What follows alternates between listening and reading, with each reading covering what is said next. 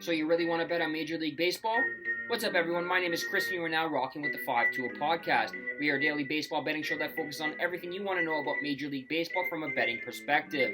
Today's Wednesday, March 22nd, and we are 8 days away from the opening day in the Bigs, and what better time to talk about some future wagers than now? We did have the WBC final goal last night between the USA and Japan, which Japan ultimately prevailed 3-2, so congrats to the Japanese team on a very well-played tournament.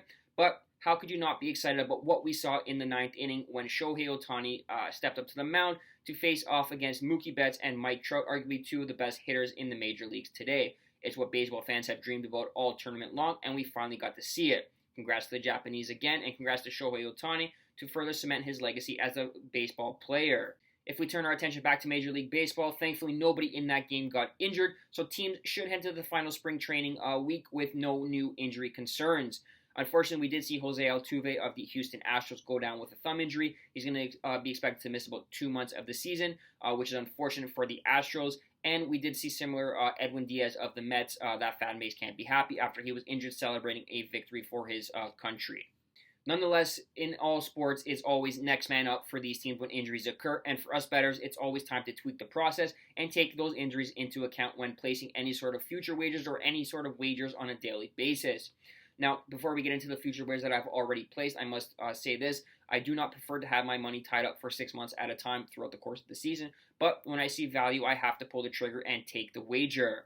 So far to date, I've placed 3 futures wagers on 3 different markets, and I believe they all have great value and a great opportunity of cashing the ticket at the end of the season. The odds are still widely available to be wagered on. If you're inclined to hop on board, by all means, let's roll and win some money together. The first future wagers that I placed is the Toronto Blue Jays to win the AL East at odds of plus 175. Look, I have this lined at upwards of minus 150 when you take into account what the Blue Jays did in the offseason. They definitely got better. And what the teams around them in the AL East also did. I don't see anybody taking the next step to contest the Blue Jays for a division crown this season. By all accounts, last year was a major failure for the Blue Jays. They did finish with 92 wins, but they got swept in the Wild Card Series 2-0 against the Seattle Mariners. That left a sour taste in the mouth of many in the organization and many of the players as well. And I do believe this is the season that everything's going to come together and click. They did bring in some veteran presence like Kevin Kiermaier and Brandon Belt in the offseason and a very exciting youngster in Dalton Varsho. All 3 of these batters are also left-handed, which means that it gives added balance to the hitting rotation as needed. On the mound, Alek Manoah and Kevin Gausman are the ace of the rotation, with Chris Bassett being the newest addition to the unit. Jose Barris and Yusei Kikuchi definitely need a bounce-back season, but I'm willing to bank on both of them coming back to their original form prior to last season and helping the Blue Jays out, go deep in the playoffs this season. If we look at who is going to be the main rivals for the Jays this season for the AL East crown, the Yankees are definitely going to be the team, but they've done nothing in the offseason to warrant being a highly priced favorite. They did add Carlos Rodon to the rotation, but he's going to be starting the season on the IL. And I don't believe the projections are very kind to the rest of the rotation outside of Garrett Cole. Nestor Cortez and Luis Severino don't figure to have very good seasons coming into this year as well. Offensively for the Yankees, Aaron Judge is not going to hit 62 bombs this season once again. And Giancarlo Stanton, we all know he cannot string extended periods of time being healthy. And outside of those 2 guys, the lineup really leaves a lot of questions more so than answers. We don't like the Yankees, what they're doing. We don't like the Red Sox or the Rays or the Orioles for that matter. So we believe the value lies on the Toronto Blue Jays at plus 175 to win the AL East crown. The second future wager we have placed already is the Los Angeles Dodgers over 95.5 wins at odds of minus 125.